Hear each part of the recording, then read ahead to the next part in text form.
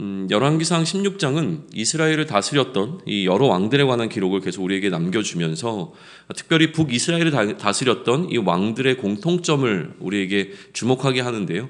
결국 이들은 다윗의 길을 행하지 아니하고 여로보암의 길을 따랐다라고 하는 것이죠. 그렇게 이들의 삶과 사역의 끝은 결국 하나님의 진노를 피하지 못하고 하나님의 진노로 인한 죽음이라고 하는 결말을 맞게 되는 것을 목도하게 합니다. 그러니까 이 열왕기서 기자는 이 왕들의 공통적인 잘못을 우리에게 이제 고발하면서 독자들에게 고발해 내면서 단순히 그들의 잘못을 고발하는 것으로 멈추지 아니하고요. 이러한 잘못이 점점 더 시대를 흘러가면서 증폭되고 있는 것을 우리에게 알려줍니다. 그러니까 악의 확장성에 관한 부분을 우리에게 보여주고 있는 것이죠. 얼마나 더 악해질 수 있는가? 다시 얘기하면 우리가 하나님 앞에서 인간이 얼마나 더 악해질 수 있는가라고 하는 질문을 우리가 깊이 해볼 수 있는 어떤 주제를 좀 던져줍니다. 인간은 끝없이 악해질 수 있는 존재라고 하는 사실을 알려주고 있죠. 그러니까 여로보암이 행한 그 악 자체도 굉장히 규모 있는 악이었음에도 불구하고 끝없이 그 뒤에 일어나게 되어지는 왕들은 이 여로보암의 길을 따르거나 오늘 16장을 보게 되어지면 오므리와 또 아합 같은 경우에는 그 이전의 모든 사람보다 더 악하게 행했다라고 하는 사실을 기록하고 있어요. 그러니까 오므리가 그 이전의 왕들이 행했던 것보다 훨씬 더 더욱 악하게 행했다라고 하는 것으로 멈추지 아니하고 아합의 시기에 이 아합은 오히려 오므리의 시기에 했던 그 모든 악보다 더 악하게 행했으니까 악은 끝없이 지금 확장되어지고 있는 것을 보여주고 있습니다. 근데 여기서 말하는 악이라고 하는 것은요, 우리가 생각하는 어떤 폭군의 이미지, 광기를 갖고 있는 어떤 왕의 이미지가 아니라고 하는 사실을 우리는 좀 기억해 볼 필요가 있습니다. 여기서 얘기하는 이 악이라고 하는 것은 뭐냐면요, 결국은 우상이라고 하는 것을 세움으로 통하여서 하나님으로부터 백성들이 하나님으로부터 멀어지게 하는 것, 이게 바로 오늘 열왕기서가 고발하고 있는 악이라고 하는 것이죠. 그러니까 악하다라고 하는 것은 우리가 생각하는 도덕적이나 아니면 뭐 윤리적인 측면이나 아니면 뭐라 그럴까요? 백성들을 생각하는 마음이나 뭐 이런 부분에서의 문제가 아니라 하나님으로부터 더 멀어지게 만들었다라고 하는 사실입니다. 왕 스스로가 하나님으로부터 멀어졌고 그가 다스리고 있는 백성들로 하여금 하나님으로부터 더 멀어지도록 만들었다는 것. 다시 얘기하면 이 점점 더 악해졌다라고 하는 사실은 무엇이냐면 점점 더 이들이 하나님으로부터 멀어지게 되었다라고 하는 사실을 보여주고 있는 거죠. 그러면 이스라엘의 왕들은 왜 이처럼 하나님으로부터 멀어지려고 했던 것일까요? 이게 우리가 오늘 열왕기서 16장을 놓고 던져야 하는 질문입니다. 도대체 이들은 왜 점점 더 하나님으로부터 멀어지는 길을 선택했을까라고 하는 거죠. 여기에 대한 답변은 명확하게 여기서 주어지고 있지는 않습니다. 그러나 우리가 만약에 좀 추측해 본다면 31절을 한번 가보시죠. 31절을 가시면 이런 기록이 등장을 합니다. 느밧의 아들 여로보암의 죄를 따라 행하는 것을 오히려 가볍게 여기며 라고 하는 기록이 등장을 해요. 아합이 이전의 어떤 다른 왕들보다도 훨씬 더 뭐라고 할까요? 깊은 이 범죄함, 악을 행함 가운데로 들어가게 되어지는데 그 원인 가운데 하나를 그가 가볍게 여겼다라고 하는 평가를 내리고 있다라고 하는 사실이에요.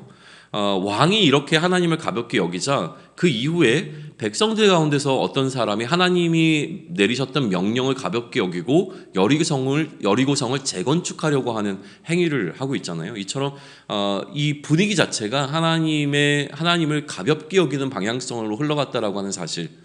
이 부분에서 하나님을 가볍게 여겼기 때문에 이들은 하나님부터 더 멀어지게 되었다라고 하는 것을 한 가지 우리는 유추해 볼 수 있죠. 또 하나 하나님으로부터 멀어지게 되는 이 악을 행한 이유가 그러니까 소위 얘기하면 이러한 행위들을 가볍게 여겼기 때문이라고, 그러니까 악을 행한 이유가 악을 행하는 행위들을 가볍게 여겼기 때문이라고 한다면 우리는 왜 이처럼 이 왕들이 이러한 행위를 가볍게 여겼는가라고 하는 궁금함이 제기되어지죠. 우리가 추측해 볼 수 있는 것은 첫째는 여로보암을 통해서 우리가 보게 되는 것은 그렇게 하는 것이 그 왕에게 더 이득이 된다라고 하는 판단 때문에 그렇게 했을 거라고 하는 부분이고요. 두 번째는 아마도 지금 앞선 왕들의 죽음으로 인하여서 왕위를 얻게 되어진 이 왕들은 이 왕위를 얻게 되어지는 과정들이 자신들의 어떤 능력에 있었다라고 생각했을 가능성이 높아 보입니다. 그러니까 자신들의 성공주의에 빠져서 교만해졌을 가능성이 있는 것이죠. 하나님이 그들을 세우시고 하나님이 모든 상황을 이끌어갔다라고 하는 것을 보는 것이 아니라 자신들의 능력으로 자신들이 그 왕위에 올랐다라고 하는 사실을 더 주목해 보았을 가능성이 훨씬 더 큰 것이죠. 그러니까 우리가 결국 경계해야 되는 것도 이와 다르지 않을 것 같아요. 세상은 하나님으로부터 더 멀어지는 방향성을 가지고 있다고 베드로서는 우리에게 알려줍니다. 세상은 점점 더 극한 방탕으로 가게 될 것이라고 이야기를 하죠. 세상은 더 악해질 것인데 이것이 우리의 삶의 형편이 더 힘들어지고 도덕적으로 더 타락하게 될 것이라고 하는 것을 의미하지는 않을 겁니다. 세상은 사실은 우리가 살았던 우리 선조들이 살았던 시대보다 더 나아졌고 삶의 형편은 사실은 더 좋은 방향으로 흘러가고 있는 것이 분명해 보입니다. 그럼에도 불구하고 세상은 하나님으로부터는 그 방향성이 멀어지고 있다라고 하는 것이죠. 이게 점점 더 악해진다라고 하는 부분이에요. 하나님이 아닌 다른 것을 섬기게 되어지고 하나님이 없는 삶을 사는 것에 익숙해지는 방향성으로 우리 이 세상은 나아가게 될 것이라고 하는 것이죠. 그러니 어쩌면 오늘 살아가고 있는 우리가 살아가는 이 시대는 여러 번의 시대보다도 훨씬 더 악한 시대를 살아가고 있는 것은 아닌가라는 생각을 하게 되어집니다. 그런데 문제는 이거죠. 이러한 방향성에 우리가 왜 동승하게 되는가라고 하는 거예요. 우리는 역류하는 신앙으로 세상이 흘러가는 흐름이 아닌 하나님을 향한 방향성을 가지고 나아가야 하는데 하나님의 반대 방향으로 나아가고 있는 세상과 같이 우리가 그 흐름에 동참하게 되는 이유는 과연 무엇인가라고 하는 거예요. 그렇다면 이렇게 우리가 그러한 방향성에 동승하게 되는 이유를 오늘 우리는 하나님을 향해 악을 행했던 왕들의 태도에서 우리 스스로를 반성해 볼 수 있는 어떤 부분들을 찾을 수 있지 않을까라는 생각을 합니다. 무엇보다 우리는 이처럼 하나님으로부터 멀어지는 방향성에 동승하는 이 삶을 가볍게 여기기 때문은 아닐까라고 하는 사실을 한번 생각해 보실 필요가 있습니다. 스스로 괜찮다고 여기는 것이죠. 스스로 이 정도는 괜찮다라고 나를 납득시키고 나를 설득하는 과정 가운데 우리는 하나님이 아닌 다른 방향성으로 나아가고 있는 것에 동승하며 점점 더 악으로 나아가고 있지는 않은가라고 하는 사실을 돌아와 보면 좋겠습니다.